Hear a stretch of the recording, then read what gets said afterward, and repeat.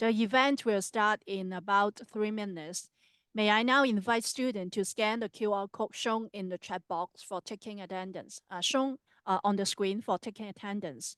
You are advised to stay until the end of the event and complete a survey to confirm your presence.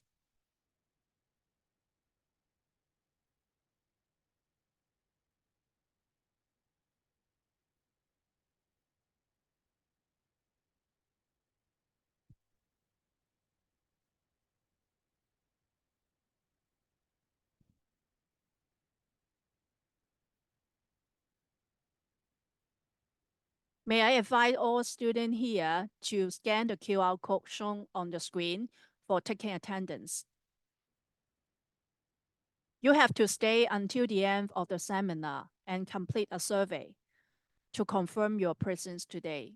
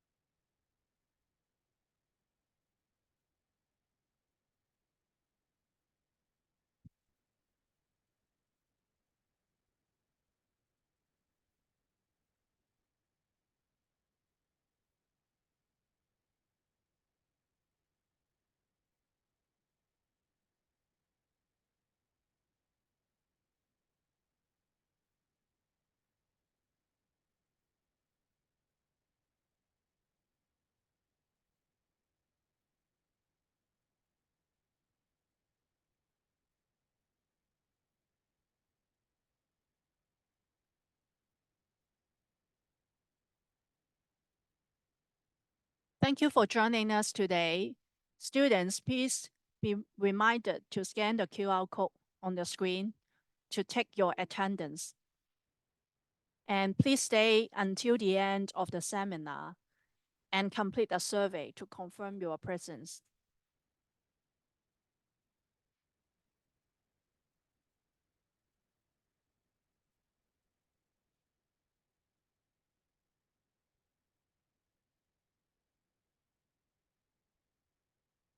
If you have any difficulty in scanning the QR code, please raise a question in the chat box and our staff will help you.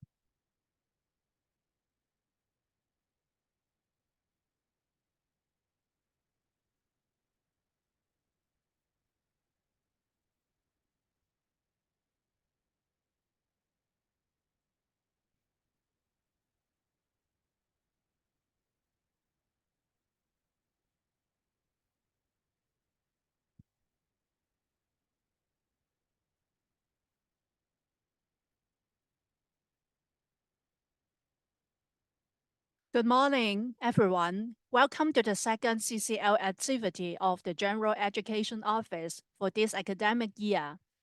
Today's sharing topic is Transforming General Education with AI, a showcase of successful student-staff partnership. I am Alice Wong from the GE office. Although this is a student event, we are very happy to see a lot of faculty joining us today. And there are some guests from external parties as well. Thank you very much for supporting us. Today, we are honored to have 2 student partners and 2 staff partners of GE joining us to share their valuable insights on how they utilize AI tools in GE and how student-staff collaboration can drive pedagogic innovation. The 2 GE student partners are Mr. Michael Se and Ms. Joyce Lin. Both of them are studying in the Department of Government and International Studies, GIS. Michael is a Year 3 student and Joyce is a Year 4 student. They will demonstrate their active involvement in implementing AI technologies in the GE course GTSU2026 Sustainable Peace, Conflict Resolution and Reconciliation of Divided Communities. Their staff partners, the GE instructors from two different academic departments, Dr. Martin Chung from the Department of Government and International Studies, and Dr. Simon Wang from the Language Center, will discuss how AI tools were effectively integrated into the classroom through constructive student-staff and inter-departmental partnerships. Before their sharing, may I now invite Professor Chiu Sung-no, the Director of GE, to deliver his welcome speech. Professor Chiu, please. Thank you, Alice. Good morning, students, colleagues of HKBU and UIC, and friends from other institutions. Welcome to this sharing event organized by the General Education Office of the Hong Kong Baptist University. The GE Students as Partners scheme has been running since 2019, and these student-teacher partnerships have evidently improved the teaching and learning experience in GE courses. And at the same time, artificial intelligence, or AI in short, has the potential to revolutionize how teachers and students interact in today's higher education. This is why we are excited to have all of you here today to explore these two topics with us. I'm delighted to introduce our two GE student partners, Michael and Joyce. They are going to share their experience in working with AI tools in the GE Level 2 interdisciplinary thematic course entitled, as Alice mentioned, Sustainable Peace, Conflict Resolution and Reconciliation of Divided Communities. We are also lucky to have two GE staff partners, Dr. Martin Chung from the Department of Government and International Studies and Dr. Simon Wang from the Language Center today. As award-winning GE instructors, they will tell us about their collegial collaboration as well as their partnership with Michael and Joyce in integrating AI technologies into this GE course. We truly appreciate their dedication and contributions to innovative teaching practices in GE at HKBU. Once again, I would like to extend a warm welcome to all of you. I hope you have a great time at this event and get inspired by the amazing speakers we have today. Thank you very much, and I will let Alice introduce our speakers to you. Alice, please. Thank you, Professor Chiu. May I now invite the course instructor, one of the staff partners, Dr. Martin Chung, Associate Professor of GIS, to provide us with an introduction of the GE course, GTSU2026. This is a Level 2 GE course, which is taught by Dr. Chung for many years. May I now invite Dr. Chung to present the introduction? Dr. Chung, please. Sure. Thank you, Alice, for your kind introduction. Just want to make sure that all of you can hear me all right. I mean, the volume and everything is okay. If that's the case, then may I also try to share my screen, Alice? Is that okay that I think I'll stop your share screen and proceed to mine? All right, let me see if I can get this right. Hang on, I'll need to shuffle a little my, oops, okay, so let's see. Wait a minute, I think this is not what I want to share, but okay, let me try again. After so many years of COVID, and we are still struggling with this, my bad. Okay, one more time. Never mind, then I'll just maybe I'll try to swap here. Hang on. stop sharing and maybe I play this first. And no, it still can't. So what can I do? It keeps sharing the wrong screen. Maybe I share the screen itself. Maybe it will work. Let me see. If you don't mind, you can share your computer desktop, but not the Yes, that's screen. what I'm trying to do, but it keeps sharing. Okay, now it looks fine. Let me try to play. We can see your slide now.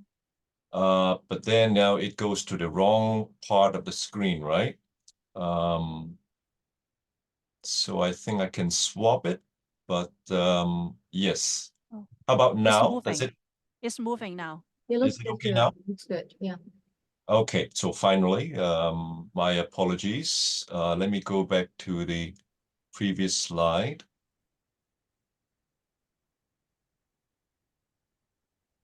Yes, I think now is okay.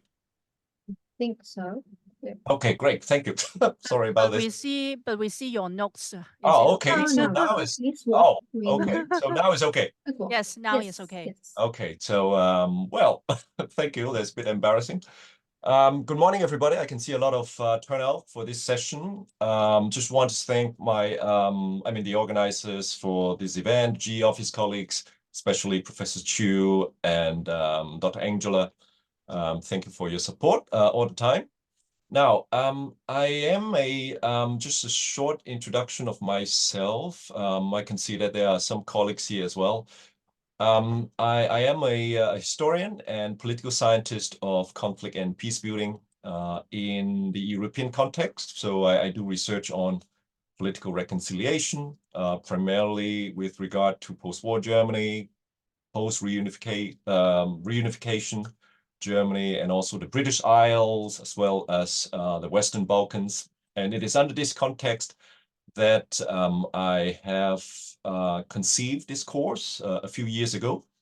And I think we debuted the very first edition of this level 2 GE course, Sustainable Peace, in 2021 during COVID. And from the very beginning, we have benefited from the SAP scheme of the GE office, which is the student as partner scheme, or a safer professor scheme, as I like to call it, because it really saves me a lot of difficulties and also has taught me a lot. So today we will speak about that experience, in particular in relation to some of the new things that we have tried to do in this year's edition of the GE course. So now this is an interdisciplinary thematic GE course. For those who, students who have been taking GE courses, you would know that it's one of the so-called level 2 courses. And it's basically based on conflict and peace studies, something to do with transitional justice and international relations as well. And in this course, we deal with conflict analysis. Sometimes we deal with fictional conflicts. Sometimes we deal with real conflicts around the world.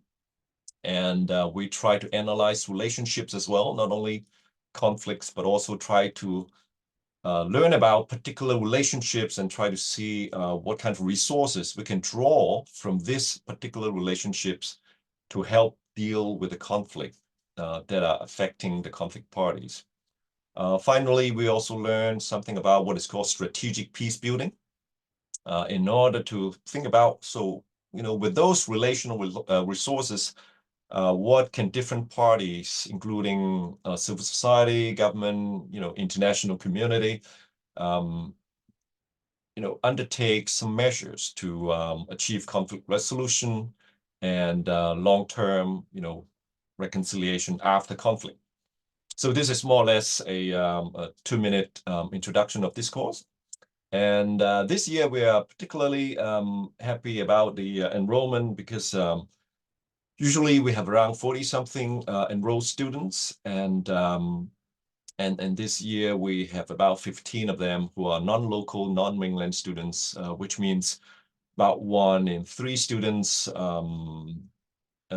in what we call NLNM.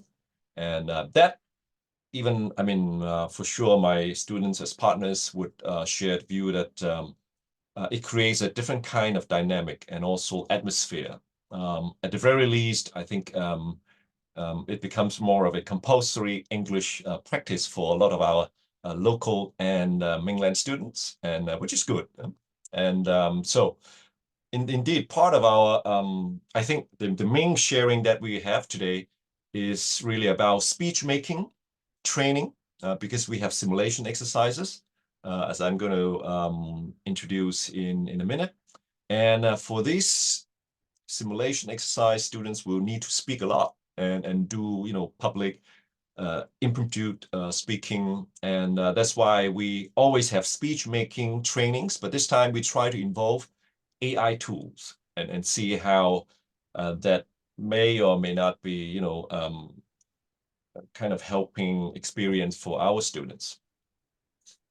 So before I talk about the course activities, I would like to mention my SAPs, Ms. Joyce Lin and Mr. Michael Che.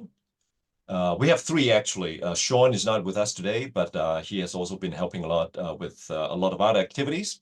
But Joyce and Michael are particularly instrumental in helping, you know, with really involving AI tools in the speech making training that I just mentioned. A word about how our SAPs are recruited. From time to time, I got you know, students coming to me and how did you recruit your SAPs? How come we don't get invited? Well, we have been doing this rather informally. Usually, I invite students who have done well in the previous edition of the GE Peace course. Sometimes it's through, as in this case, recommendation from fellow departmental colleagues who have for sure taught Joyce and Michael, whom I actually didn't know before this event, right? Joyce, Michael, I don't think I know the 2 of you before this. So this time it's based on recommendation of colleagues. And indeed, I mean, this recommendation works very well. And so a good reputation pays, if you know what I mean. So do cultivate good working relationships with your mentors and peers. Now, about the assessment methods for my SAPs in this course, they are mainly involved in 3 of them. They don't, I mean, so far I haven't tried to involve them in a group case study, mostly not because of the, you know, abilities or anything like that, but just because of time conflict. When it comes to case study submission and, you know, grading and all, it's already the end of the semester, and our SAPs, because they're also students, right? So they are also super busy during this period. So I try not to burden them too much at the end of the semester. That's why they are mostly involved with, for example, the tutorials to explain or to discuss the reading assignments, and also with the simulation exercise, which is the one activity that they have really contributed enormously. So through all these activities, the course is, as you can see, really about training students to be knowledgeable, skillful, and also to be creative. Knowledgeable in the sense about knowing experiences of conflict and peace building around the world, so that they can think about, you know, a lot of times students, you know, come to this course, they have particular conflicts in mind that maybe they are living through these conflicts or they have lived through these conflicts, and they want to know more about, you know, if conflict come again, or for the present, suppressed conflict, how, you know, is there anything constructive that people can do? So knowing other conflicts or knowing experiences around the world can help. And also skillful in the sense that is a very practice-oriented kind of course. This is a lot about training, as I said, you know, speech-making training about a negotiation, training about compromise making and all. And also the final simulation exercise, and also a couple of trial simulations that we do all the time. Students can expect to just sit back and listen and write a good essay, but they are expected to move around the room and talk to their peers. Finally, they are also expected to become creative by the end of the course when it comes to thinking about, a lot of times conflicts are there and the reasons are obvious. It's just that, there are political deadlocks that people hold very staunchly to their positions. And at this time, how can creative thinking bring compromise? It's what me and also the judges for the final simulation exercise look for, this creativity to come up with workable compromises instead of just pointing finger as, why don't you do that? Why don't you stop your offensive? Or why don't you, release the hostages and all, think about compromises that might actually work. And a lot of times students who, as I'm going to say a few words later, those who win awards at the end of the simulation exercise are those creative individuals who are able to come up with these solutions. Now, coming back to our simulation exercises, the final graded one and also the ungraded training simulations. So all of this is to train students toward this final simulation exercise towards the end of the semester. And I'll say, how my SAPs have been helping. As you can see, there are lots of food. Once again, thanks to the generous support of the GE office. Without you, this would not be possible. A lot of work as well. As you can see, students need to, it's a 2-day simulation exercise. So, well, actually 1 evening and 1 full day. So altogether, I think around maybe 12 hours. For the first evening, we have a mini dinner. And for the second day, lunch is provided, as well as, I think, 1 refreshment, thanks to Michael, who is also my budget controller, to make sure that, every dollar that we are getting from the scheme is well spent. A lot of fun as well, during this process of negotiation. It's not uncommon that at the end, students develop long-term friendships. And that's something that I really enjoy as an instructor. Of course, with such a simulation element. And also we have some awards at the end, like the best delegation, best delegates.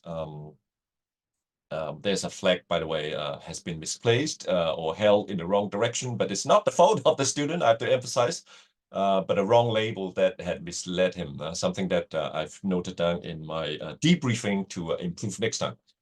So to conclude my introductory part, which is, to tell you a bit about this course and why we have these AI tools introduced for one particular training. So this course is challenging in a way, but also I hope very rewarding, thanks to the support of our GE office colleagues. Some of them, have actually joined us. I think every time there were GE office colleagues joining us, and also from time to time helping with taking some photos and some other arrangement tasks. So thanks a lot. For those of you, students in the audience who haven't made up your mind about which next GE course you would like to take in the coming academic year, you are welcome to join us. All right. So I understand from the rundown given us by the GE office that now is the time for my SAPs to talk about the one particular experiment we did during this academic year's edition of GE Peace, which is AI-assisted speech training. So I would like you to join me to welcome Mr. Michael Che and also Ms. Joyce Lin. And also later on, as well as Dr. Simon Wang. Simon Wang, I really have to, take this opportunity to express my gratitude to him. Simon is not really involved in this course, but he just very generously shared his time, first by coming in and doing a session about the university's AI principles, from which, we came up with this conversation about, so what else can we do to try to involve AI tools to enhance learning and teaching? This is exactly the kind of work you see. It doesn't factor into our teaching load. It doesn't, I don't think it counts in any of our KPIs, which are rather not generous, to put it diplomatically. So it's really collegial generosity that has made this possible. So big thank you to Simon. And a spoiler alert, however, while we did succeed in trying to use AI tools to enhance learning and teaching, I would say the outcome may not be that kind of a great success. I think it's a very experimental, and as you will see later, my students, in this course, they would, also have their view, their take on whether AI tools are actually helping them. But I think it's the collaboration itself is a success that I can say. But I think we need to keep going to test out new tools or improve versions of the same tools. And for that, we need expertise like Dr. Wang and also SAPs who have the time and the energy to make this possible. So without further ado, I will now stop my sharing, also the share screen, and pass on to Michael, right? Thank you.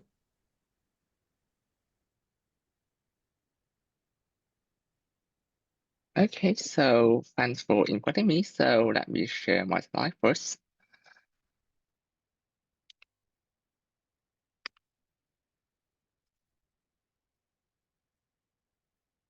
Okay, so hope you are seeing my slides. So thanks again for GE Office to invite me and Joyce to today's sharing. So coming up, we will talk about, that's it. So we'll talk about what student as partner is from our perspective, and then we'll talk about what we have did. And then we'll move on to the AI design and implementation of this course and some observations from us. And then we'll have a short conclusion about it. So let's get started. So you might be wondering what a student as partner is. So do I. So let's get some audience interaction first, because that's what student as partners do. So if you can see in the slides now, there's a QR code to a Mentimeter. So I was wondering, have you, from a faculty member, have you ever taught, or from a student, have you ever taken a course with undergraduate students as assistants or partners or something like that? Quite curious about it. Let's see. So far, this is my expectation. Really, not really, not many students indeed have get in touch with G course with SAPs before. So let's wait for a few more responses.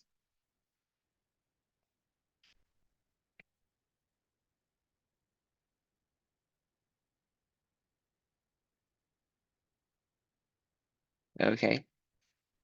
So I think the results are basically in with most of you never get in touch with SAP, so do I.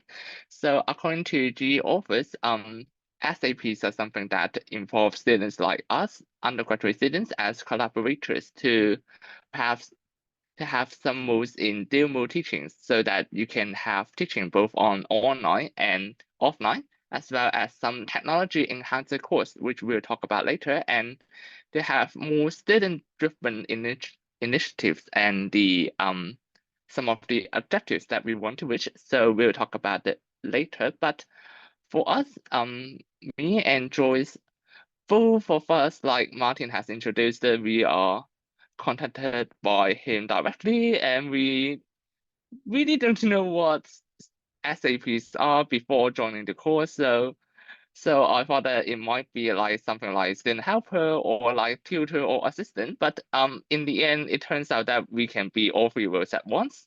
So that's quite exhausting, but okay. In terms of the responsibilities that we did during the last semester, we have mainly 4 events that involve our participation to help our students. So like tutorials, 2 simulations, and the real presentation, where we'll talk more about the third one, because that's what we have tried to involve AI into our teaching and learning. About other activities like Martin has introduced earlier, so we would teach some of the weekly readings to our students for them to understand what the course reading was, and because those course readings are related to the trial simulation and the final simulation, so we would like to familiarize them with the simulation topics so that they can get prepared as soon as possible. So well, Martin has suggested some forms of tutorials in the past.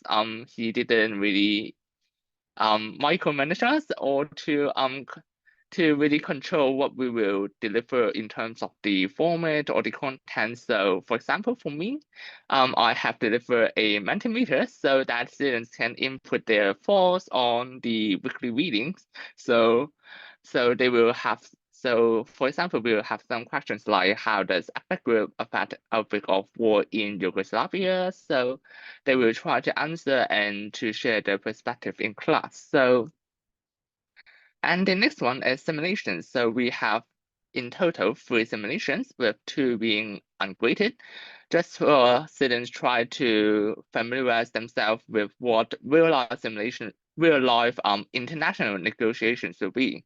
And the last one being graded, as seen in the screen, will let them try to be inside the EU as the Council of Ministers to represent different EU member states to deliver their stance on the Yugoslavia issues as well as the recent Middle East conflict. So in the trial simulations, though, we Joyce and I, as well as another SAP Sean, will try to assist students as negotiators to see what the agendas are and how we can help them to deliver it to other delegates. But for the final simulations, we don't need to intervene on that. So we're mostly on being more assistant roles to try and document what they have said so that other students can catch up during the group discussion sections, as well as the event management, such as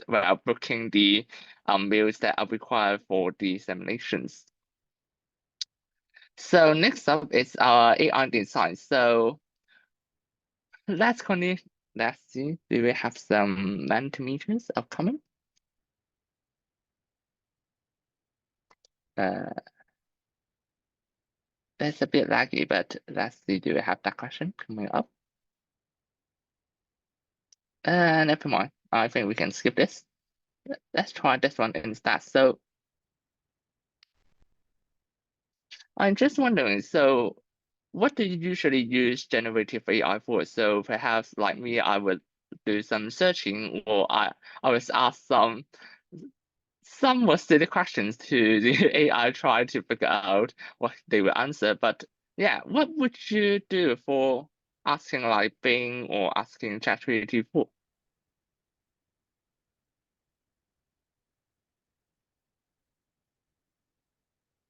Let's see. So grammar is quite a big issue. I understand that English is our second language, so of course we need some grammar checking from ChatGPT. Let's see. Finding answers, generating ideas, that's also quite common, as I have heard, or for me, I have experienced, so quite interesting. But for us, let's see.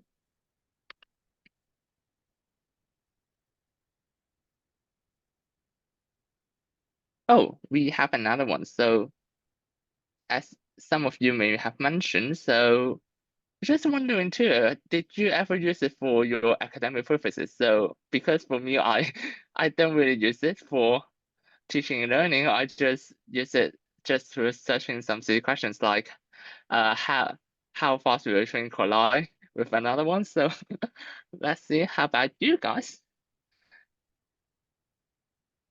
So wow, so many of you actually use it for academic purposes like checking grammar or like generating ideas. So good for you. So for our presentation, students need to deliver a 2-minute speech. So in our terms, Martin and us SAPs have discussed what to do for the work presentation. So we finally come up with try to use some AI components in it. So later Martin got us a Simon Wang's contact. So Joyce and I have get in touch with Simon to see how he has used AI before. So, and then Simon have some suggestions for us to try and build our own AI. So we'll talk more about what it will output later, but the main purpose for AI is mainly to analyze student speech.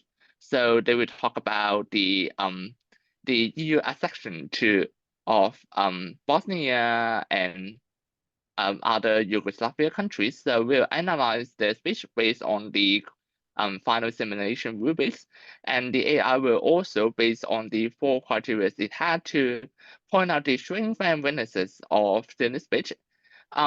Since its nature is more like a AI chatbot, so it will also suggest some possible improvements.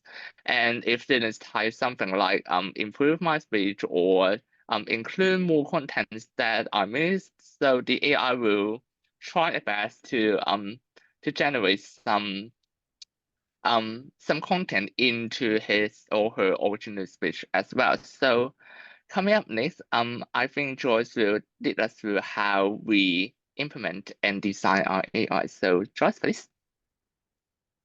Okay. So can you help me press the, okay.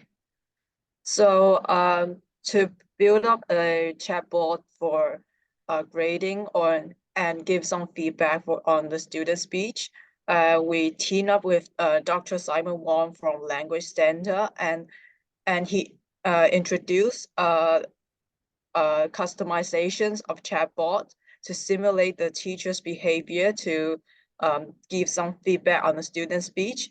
And during our meeting, we talk about, we decide to adopt the AI language model, and we talked about what to put in the prompt, as well as what to include in the what content we should include in the prompt content. And we provide some sample into the AI's prompt for the AI reference. And yeah, just like as you can see on the video on the left, yes. And for our chatbot, we decide to use ChatGPT 3.5 Turbo, and we include these content in our prompt. As you can see, first, situation. We tell the chatbot that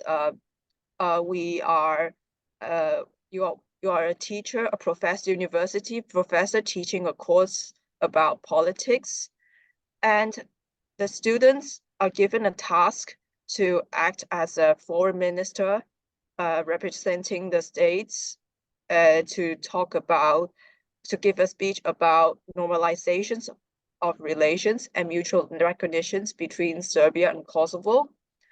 And in order to let the chatbot know what is the standard of various grade, so we provide the original grading rubrics as well as the sample to the chatbot to let them know, oh, what's the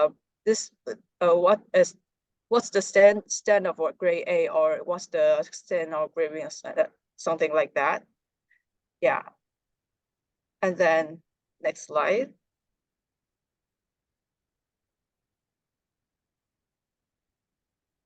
Yeah, so the chatbot will generate some comment based on 3 aspects like knowledge, communications, and originality. And then it will also generate some grade and or a score. It depends on which ones you want to generate. And we also asked the chatbot to count the word count to see like how much words should student like include to give about 2 or 3 minute speech. Yeah. And next. Okay, so now I'm going to talk more about what we use AI for. So during the course, the students will give a speech representing the countries and give some opinion. And then we will use a AI tool, AI recording apps called Otter AI. It not only include record your speech, it also turn your speech into a script. And after that, we'll copy the script generated by Otter AI and we put it into ChatGPT, and ChatGPT will then generate some comments and feedback based on the student speech. Yeah. So here is the example. As you can see here, this is the script, the speech recorded by AI, and we'll turn it into a script. And then we put it into poll in ChatGPT in poll, and then it will generate some comments based on various aspects, as you can see here. Yeah. And yeah.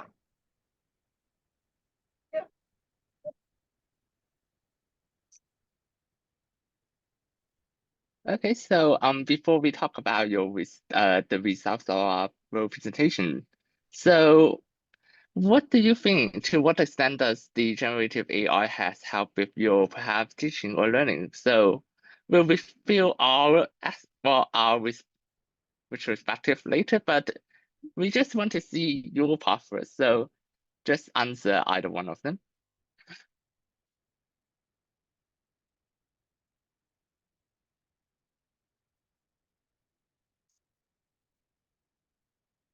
So it seems that in general, students think that the AI is more useful than teacher does. So quite interesting.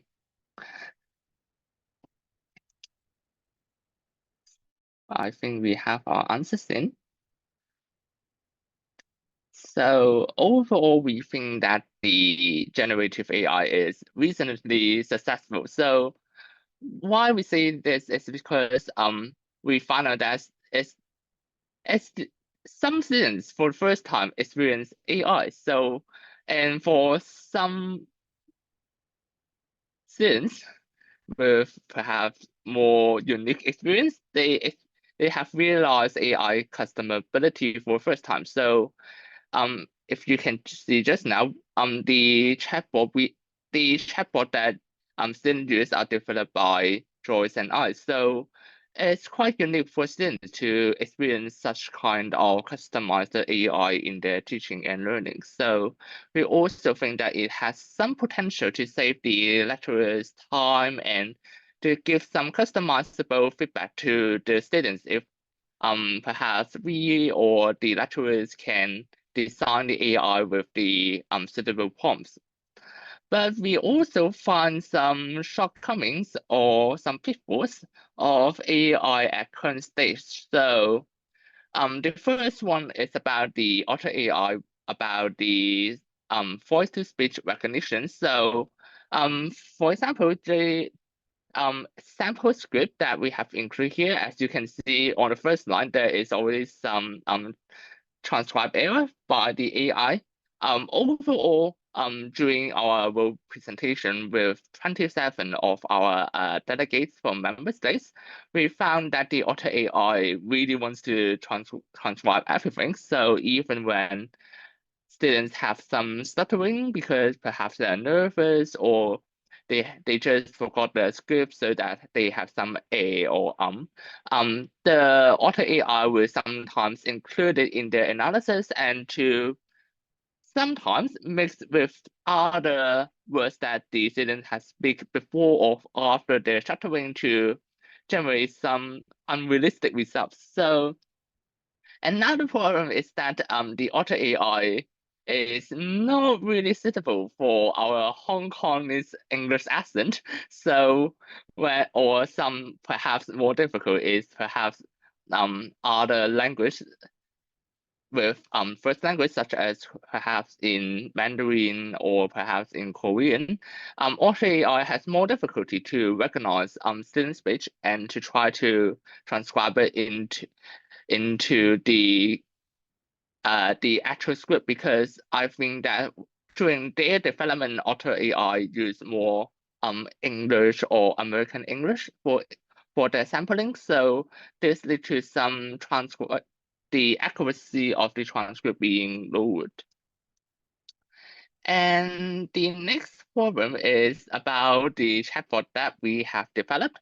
So I think the biggest problem is that our AI just assumes that what students talk is correct and is absolutely accurate, but we have found that some weaker students have problems recognizing their member state's opinion on whether they recognize Kosovo or Serbia as a separate entity. So this leads to the problem that the AI may think that the students have good arguments, but in fact, because they don't know the country stance, this leads to actually quite a big problem when it comes to the final simulation.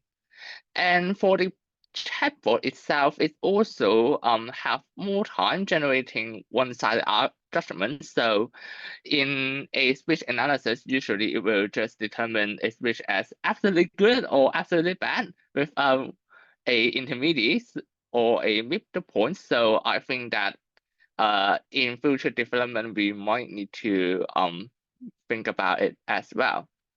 Another problem is that for some reason, it doesn't know whether students have originality in the speech or not. So for all these AI analysis, our developed chatbot tried to have, in all the results, it just said that there is no originality. But in the end, some students have very creative ideas, such as creating a international team for rescuing the hostages held by Hamas, or perhaps in a trial simulation, students have proposed to separate the government entities in Bosnia and Herzegovina. So these are actually quite creative ideas that the AI just sometimes couldn't catch at all.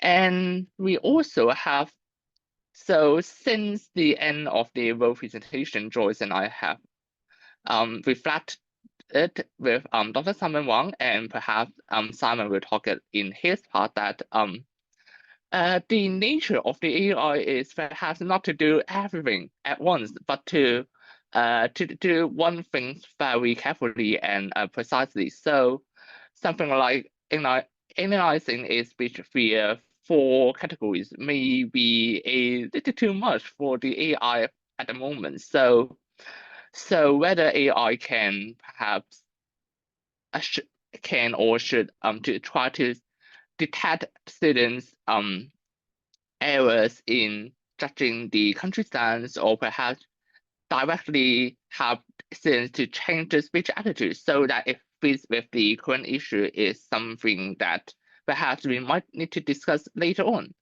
And we also think that whether we should really treat it as analyzing student speech like in a perhaps art of persuasion class or a public speaking class, or should we just check the current issues aspect where students are more likely to have mistakes on based on our role presentation trial. But overall, we think that is a good first step for us to implement some AI aspects into it. So overall, we think that it's quite successful as our first attempt. So I think that we can try it more, perhaps more in later course as well. As for overall conclusion, both Joyce and I have some thoughts on being SAPs and interacting with AI. So I let Joyce talk about her thoughts first. Okay, so actually I'm very glad to collaborate with Martin as a SAP, which not only allows me to have a taste on teaching, but also provide my perspective as a student, using some innovative and interactive tools to increase the teaching quality as well as the learning quality. And during the course, as Michael mentioned, each of us were responsible for delivering a tutorial. And as a student, I truly understand that sometimes lectures and tutorials can be boring because they lack interactions, or the learning materials can be difficult. For example, in our course, they involve a lot of history, which most students are familiar with. So during the tutorial, I use the PowerPoint to simplify the learning materials. And also, most importantly, we use some interactive tools such as Mentimeter to create a mini quiz to consolidate the knowledge of the students, and as well as and also creating interactions between students and the tutors at the same time. I'm also glad to work with Dr. Simon Wang to build a chatbot to comment on the student speech. And in fact, I'm very surprised and amazed that chatbot can simulate humans' behavior as closely as possible through customizations. For example, in our case, we use it to simulate the teacher's behavior to provide some feedback on the student's speech. Although the chatbot failed to give some accurate feedback as the lecturer, due to perhaps the limitations of current technology, and also maybe we did not provide sufficient information to the chatbot. I still believe that the chatbot will be a useful learning and teaching tools in the future if we try to overcome these challenges and difficulties. Yeah. So thanks, Joyce. For my part, I think that it's mostly like a trial and error. So besides students like learning new stuff in their lecture and try to implement them via the trial simulations and the greater simulations, I think that I have been also learning new stuff from this class, perhaps more than the students themselves have learned during the course, because for my part, I have learned more administrative stuff from this course, like how to document students' speech in their final simulations, or how to plan for a good simulation with some meals inside, as well as to listen to students' thoughts and how they try to implement their thoughts and transform it to workable ideas in both trial simulations and the final simulations. So I'm really glad that I have the chance to interact with my my partners like Joy, Sean, and of course Martin and Simon to deliver the course content to them. So for me, I think that AI is quite powerful, and it's also exceeded what what I have anticipated before building the chatbot, but based on the experience we have, perhaps we need further polishing to the AI to make it even more powerful and more human-like. So hopefully, as Joyce and I and Simon have been talking on further improving on our chatbot, hopefully in the upcoming future, it can simulate lecturers' behavior, give customized content to students, and most importantly, to save lecturers' time in really grading students' work, while students can use the AI chatbot themselves to have gain more improvement than perhaps humans or lecturers can give their comments to, so that they could have performed even better before coming to the world presentation or other occasions. So that's all we have today from Joyce and I. So thank you for listening. So Thanks. feel free to raise any question if you have. Thanks, Martin, Michael, and Joyce for the wonderful sharing. Due to time concern, we will leave the Q&A section after the next section. Now, may I invite Martin again to share with us his experience in working with his student partners and implementing AI tools in his course. Martin, Yeah, thank you, please. Alice. I'm aware of the time, and so I just say thank you to Joyce and Michael for the 10th time for the hard work they have done. As you can see, you know, they're what we call in Chinese, in Cantonese, 自动波, huh? Automatic, very like they just go and develop things. And like, wow, this is what you have done, exactly just like what you have seen in the presentation. So I will just quickly say a few words and pass on to Dr. Wang because of time concern. Just want to make one clarification. Joyce mentioned in her presentation about grading. Now, this is a very sensitive issue, so I just want to make a declaration. No grade or no AI has been involved in grading of any of the assessments. So only giving comments. So I had a long discussion with Simon over lunch about this. You know, among us, of course, there has been, lecturers and professors. This is a very critical issue. To what extent AI should or can be involved in grading? I'm more on the conservative side. Probably some of you have already noticed. I think, well, comments okay, but grading, no. So no grading, no AI has been involved in grading. So one clarification. And secondly, you know, Michael brought out very clearly, you know, the accent problem. I would say it's not that the AI tools are not good enough for us. Probably we are not good enough for AI, right? So this is how it is now. Maybe in the future it can handle our very different accents, grammatical mistakes and all.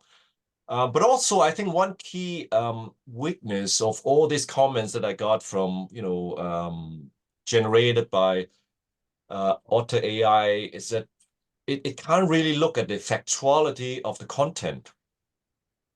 Like it can't distinguish whether it's original or not. And when the country position are being presented, it can't detect whether it really faithfully represented the country's position or not. Just one example, my colleague, Dr. Slivinsky from my department, he listened to the one student presenting the Polish position. And he said, oh, that student hasn't really done his research because he talked as if, you know, Poland was quite neutral or even a little pro-Palestinian, while to his understanding, Poland was very pro-Israel. So that sort of content, factuality of content and where the students have done the research, it seems that AI so far hasn't been able to, I think it's probably a fundamental problem of whatever is being generated by AI itself. You can't really know, you know, whether it's factual or not. Finally, also about, I think there was one student doing very well. You know, he was just like an orator, you know, very energetic, volume, everything was superb. But the AI could not detect it because the AI depended on the transcript. I think I've read something about the next generation of AI is going to be, you know, take into account visual inputs and all. But so far, they can't. That's why I think grading, you know, relying on AI or even taking into account AI inputs is still probably not acceptable, simply because it can't know the energy and everything that has students have put into their speech making. Therefore, my conclusion so far is that language instructors and professors are still needed. I'm not entirely sure I share Michael's view that maybe it's a good idea for AI to simulate lecturers. Probably we don't want them to replace us as well. No, please. Now, finally, about the role of instructors, to be honest, I did not do much in this AI experiment. I sat back and, Michael, Joyce, Zidong Bo, looking for Dr. Wang and conducted this wonderful experience. I haven't even heard of Otter AI before this exercise, so that's how artificial ignorant I am. And it all started with Dr. Wang coming to my class, giving a talk about the university's new AI principles, as he's an expert on this. At the end, he gave something even more. He talked about how to use AI tools wisely, or I think smartly, and how to use AI tools in a not so smart way. I think for me, it's a very great learning experience as well. And then I forgot who started talking about this, and then we just had a conversation and say, so how can we bring this further? And meaning using AI tools to enhance learning, teaching in GEPs. And that's how it all started. From that point on, my SAPs, did all the learning, going to Simon, learn about the tools and do all this prompt engineering, something that I also learned from Dr. Wang. And also at the end, delivering the training session with me more or less taking a back seat, basically. What I can recommend my fellow colleagues here is that, first apply for the GE Office, virtual teaching and learning grant or SAP grant. Do that. It's very helpful. Get Simon Wang or, actually any language center colleagues to come to your class, talk about AI tools in general, and also maybe sit with them if it doesn't burden them too much to think about in your particular course, what are the actual tools available and can they be helpful or not? As you can see, it's very specific for one particular training in my course, so which I don't think applies for everybody here. And finally, be prepared that, these tools may not work as you expect because of their experimental nature, but it's all right because we instructors, human instructors are still there to give the feedback and do the grading as we have been paid to do, right? So that's all from me. Please join me to welcome Dr. Simon Wang. Thank you.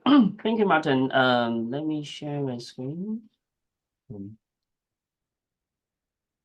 All right, so just actually I updated my bullet points, my slides here in response to Michael and Joyce's presentation. But I very quick words on Martin's comments, especially about assessment. I think I do agree with Martin that at this stage, we're not ready to deploy AI chatbots to assist assessment because assessment is such a high stake activities. And, unless we have very strong evidence to validate, to make sure that AI is able to produce some reliable and quality response in this particular context, I don't think we're ready to do that. So this is a very important lesson we have to learn, and we have to keep in mind is that whenever we try to deploy AI, we have to be ethical. We have to make sure that the quality is meets the standard and expectation. So that's the first thing I want to point out. And then in response to what Michael and Joyce said, by the way, I really appreciate this very informative and insightful sharing. And I hope by now everybody in the audience would agree that generative AI customization is a very important and promising approach. The fact that we are able to build in some important information in the system prompt so that that particular chatbot will be able to perform certain tasks in a particular specific context and to some extent follow our instructions. I think that's a very, very important approach. And unfortunately, I don't think this approach has been appreciated and recognized by a lot of colleagues. or in general, right? So because if you remember at the very beginning when we asked the audience how do you use Gen AI, most people are talking about brainstorming, checking grammars and different things. So I guess if we start thinking about really how can we engage the chatbot to simulate teachers' behavior to of course we will never be able to replace, I mean AI will never be able to replace teachers because teacher will have to start figuring out to do other more interesting things that AI cannot do. But at least this approach of customization is very important. And then the second point I want to make is that we are just at the very beginning of this journey. If you remember, just a year ago, the South China Morning Post was talking about Baptist University banning ChatGPT. So now we're talking about how we're going to leverage Gen AI in our teaching and learning. So the result right now is not very satisfactory, but I think it's a very promising approach. And another important point is that all the chatbot that we're using, especially when we try to engage our students, is using GPT 3.5 because it's free. Okay, so when we deploy the chatbot and when we use it and deploy it to our students, we have used 3.5 because we can't expect the students to pay and become a premium user of Apple.com. But based on my experience of using GPT-4, because I paid about 200 Hong Kong dollars a month through my project, I would say GPT-4 is much more powerful. So again, we can't really kind of make decisions regarding the potential of ChatGPT based on our experience of using the free tools. We have to start using GPT-4, especially for teachers who want to leverage Gen AI. And finally, again, going back to the cases here, we do need to start thinking about how we can break down the tasks into much smaller ones so that we can start focusing on the specific demands that the chatbot can help us. For example, if we're not happy with how the chatbot is assessing the originality of the students' responses, for example, then we have to build a chatbot focusing on originality and start providing a lot of examples so that again, it's all about simulation, it's all about learning. So I do hope that this would be kind of just the beginning of an important conversation regarding how we can use this particular approach to support teaching and learning in this university. Now, I got about 15 minutes. So what I like to do is actually to share with you a video that I created to simulate a conversation between me and two colleagues and two students. And these are not real colleagues and real students that are actually simulated by ChatGPT. So this is kind of another way to further illustrate how the whole idea of customization and simulation would work. After watching the video, I want to talk a little bit about how I made the video, some of the decisions I made in the process of making a video. And then I can probably just share with you some of the kind of my approaches and experience of doing that, so we can probably open up for further discussion. Thank you, Joyce and Michael, for your sharing as student partners. Today, I'd like to invite Dr. Jennifer Cooper, a learning designer and technology enthusiast, Dr. Tyler Smith, who are more cautious about using new technology to join the panel discussion. In the panel, we also have Karen, a student who enjoys the use of new technology to support learning, and Ethan, who prefers more traditional teaching approaches. Thank you, Dr. Wang, for having me here. The sharing from Joyce and Michael showcases a progressive move towards integrating AI in the learning process, which aligns perfectly with the future of education. By engaging students in the development of teaching materials and the delivery of classes, we're fostering a sense of ownership and responsibility in their education. The AI's role in evaluating speech presentations is particularly innovative. All right, so in the interest of time, I'd be happy to share this slides with you. Actually, you can later watch the video yourself. But I do hope that you can see, on the one hand, this is not a very polished video. You will see a lot of kind of weaknesses here and there. But I do want to kind of talk a little bit about some of the decisions I made when I made this video.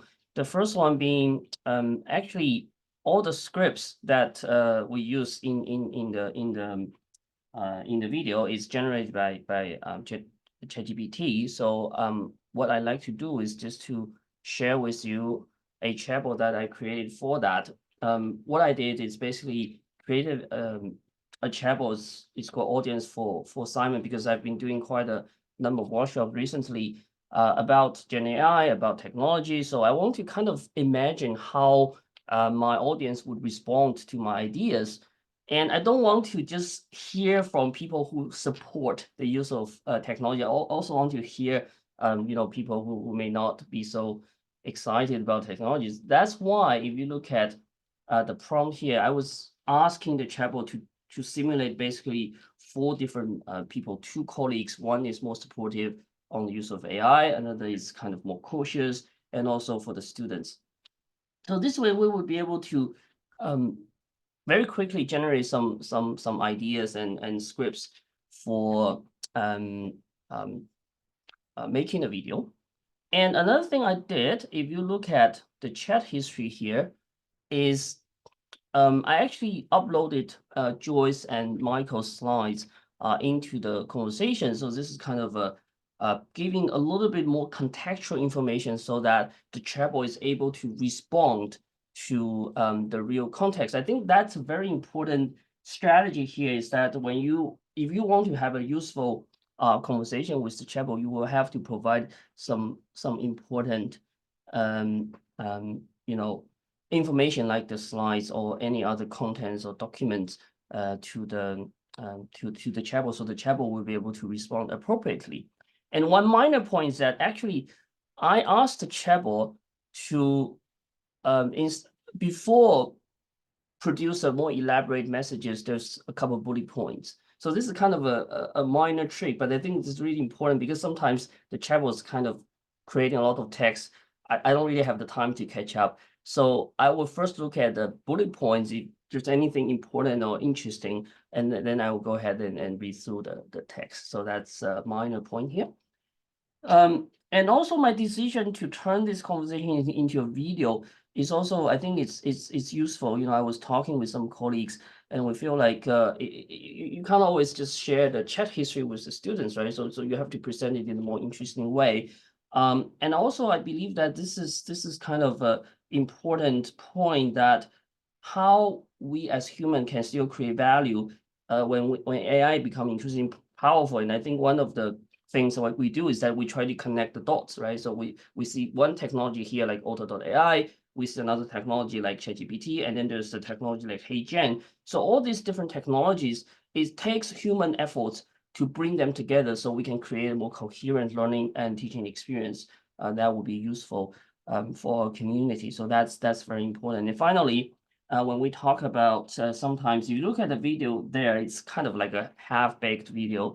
It's not polished. It's not kind of really impressive in a way. But I do hope that this is the mindset we want to have when we adopt the technologies, that we don't always aim for perfection on the first job. We have to kind of take the first step, and then so that we can start a journey towards a more exciting future.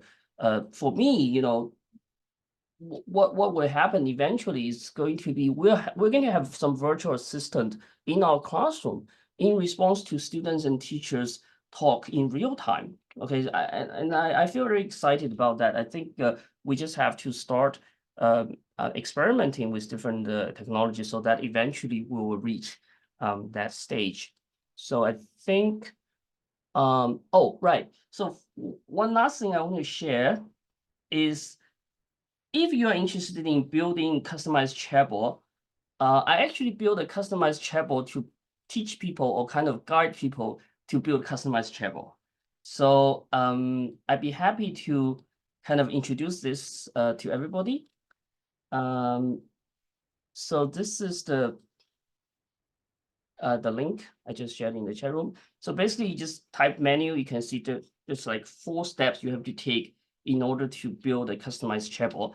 If you just go through these 4 steps following along, and you should be able to ready to create your first chatbot. But of course, I'd be more than happy to talk to you, and we can explore collaboration. Right. So that's all I have to say.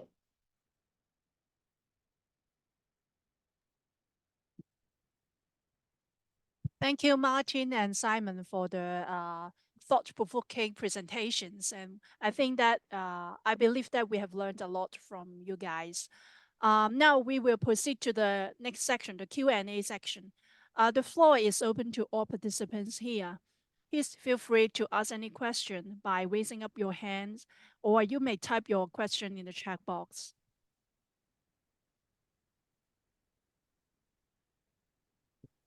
May I start first?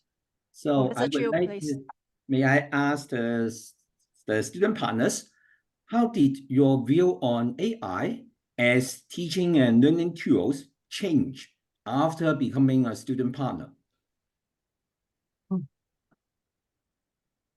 I think I can answer first, then I'll pass it to Joyce later. So,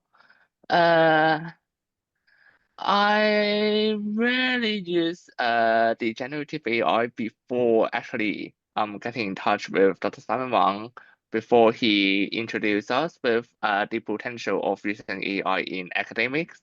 So I, like many students, I was a bit skeptical about using it because Martin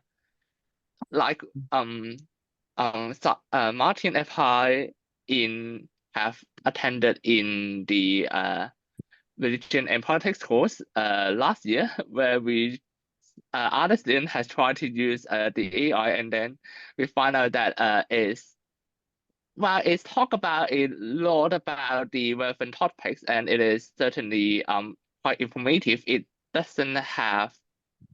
We think that it doesn't talk about very in-depth opinions or the actually specific ideas that involved in particular topics. So I was a bit skeptical about using AI in actually my academics, like really involving it into my term paper or such. But I think that after trying to implement our chatbot into the real presentation, I think that perhaps we need to give the AI more context or perhaps prompts so that to direct it in a way that it can generate more suitable content, so that perhaps it can be more in-depth and perhaps more how could I say it, to be more concise on the topics that perhaps I need to research on, so that the information that it gives me can truly reflect what's the reality of those current issues that I'm trying to ask them. So I think I can give it Joyce. So for me, before I get contact with Dr. Simon Wang to build up the AI chatbot, I seldom used AI for my assignments or essays. I only use it for perhaps making an outline, or sometimes perhaps clarify some concepts. But of course, I won't totally rely on AI to understand or study some concept. I will also browse on the internet or academic journal for further clarifications. Yeah, so actually my understanding about the AI's function is pretty similar to many other students. I totally don't know that AI chatbot can be customized to simulate the human's behavior. And after I get contact with Dr. Simon Wang about building up AI chatbot customizations, I think I think I am become more positive about AI, because I didn't know that AI can be really give some comments on students' presentations or speech. Although there are some limitations, as we have mentioned in our presentations, sometimes the AI will say that the students' speech lack originality, but in fact, those information they found are actually from some journal articles, or they are some most up-to-date news. And the weakness of AI is that they cannot catch up with the most up-to-date news or informations. But I think if we try to overcome this difficulty, tell AI, oh, this is the latest news, or perhaps we can improve the AI's function, and AI will learn more, and perhaps we can overcome this kind of difficulties and help and that AI to help us to improve our learning or teaching quality in the future. Yeah. Thank you, Joyce and Michael. There is a question in the chat box about the experience when using chatbots, when the chatbot is not performing well. So how will you respond to this? What will you do? Martin, please. Yeah, maybe I can start. There are also a couple of other questions that Simon has already answered in the chat box. So I would like to direct all the audience to the chat box, sorry, or this chat box. Anyway, now for that's a good question from Joyce. In fact, I'm probably more like the skeptical character in Simon's video, Mr. and Miss Smith. So I didn't expect it to work at all. I was just like, okay, let's just try this, and see what it is, just for the fun of it. But what I actually did, as I always did in the previous edition, was in that particular training, I would collect all my comments and give a feedback after all the speeches. So part of the comments would be generally applicable to all, and some are more specific without naming the students, because we don't want to single out, hey, Paul, next time, look at your audience or something like that. But so that I still did, this time, while at the same time directing the students to, well, please visit Michael's and Joy's hard work. They have all this chart history, providing all this feedback. If you find it helpful to you, use it. If not, you can always come back to me for the feedback that I'm giving anyway. So I think the human element is always there. And maybe, one day we can, as Simon said, we can do, the humans can do more interesting parts of the teaching and leave all the mundane part to AI tools, but not yet. I think there's still a gap there. So Martin, do you have a plan to incorporate more AI tools in your course besides the as I was listening to Simon, I think every time I listen to Simon, I feel like some kind of revelation, because he moves so fast.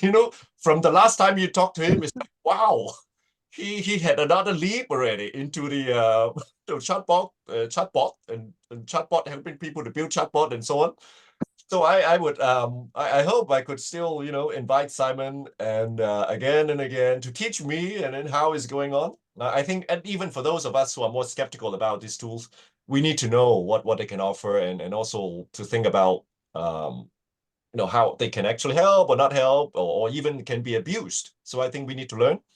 And again, based on Simon's sharing, next time we'll see perhaps not only speech making, but also what about a group case study? Can it help? We'll explore that, and of course always with the hopefully with the support of the GE office. Thank you. So may I have the last question to the two student partners? If you have the chance to be a student partners in the future, what tasks you want to do? Please name one task that you want to do in the future as a student partner. Okay, so again, I think I can go first, and then Joyce, you can add your thoughts later. Before this sharing, we have talked with some students about our existence within the G course. So we found that some students are indeed have weaker abilities in understanding the context in perhaps in the final simulations or the course reading. So perhaps one thing that I hope I can do next time, if I can enroll again as the GP's SAP, I think I can try and perhaps provide some tutoring to weaker students to try to let them understand more about the course readings, or perhaps before the role presentation, give them some feedbacks, or just a little reminder of whether they have fact-checked their work, and ensure that their stance is in line with the country standard they are representing, so that everyone can actually benefit from the course and indeed learn something more about peace and reconciliation. Thank you. So How about Joyce? For me, well, it's kind of difficult to choose. Perhaps I may choose perhaps I think I want to do more a bit about teaching or tutoring, because as Michael had mentioned, in fact, actually we have interviewed a student who took it in our course before this sharing, and they said that this course is a bit difficult because it involves a lot of histories, and they find it quite difficult to understand this history. So I think as a ASAP, I think I hope I can like help them to simplify those history backgrounds, to help them better understand the history background of various countries or the event. Yeah, that's good. Thank you. We look forward to your work and your sharing in the future if you are student partners again. So thank you very much for your active participation and valuable insights. Our special thanks goes to the speakers today. Now, before the sharing comes to the end, I would like to draw your attention to some GE events. The first one is the annual event of Connect Us. This is a student assignment competition. The next round of competition will be held at the end of semester 2. So please stay tuned to our announcement, and more details will come out soon. Last but not least, please follow our IG and Facebook page to get the most updated information and news about GE. And please also feel free to contact us if you want any assistance or need to get more information for course registration from us. Our door at AAB 805 is always open to you. And finally, please remember to fill in the survey to confirm your presence, your attendance of today's event. Please remember, it's really important before you leave. Okay, I think I will have to end the sharing section here. Thank you very much for joining us, and thank you, Martin, Simon, Joyce, and Michael for spending your time to have a good sharing with us. We look forward to seeing you guys in our future events. Thank you very much. Thank you. Bye. thank you. Bye. Thank you. Bye. Thanks, everyone.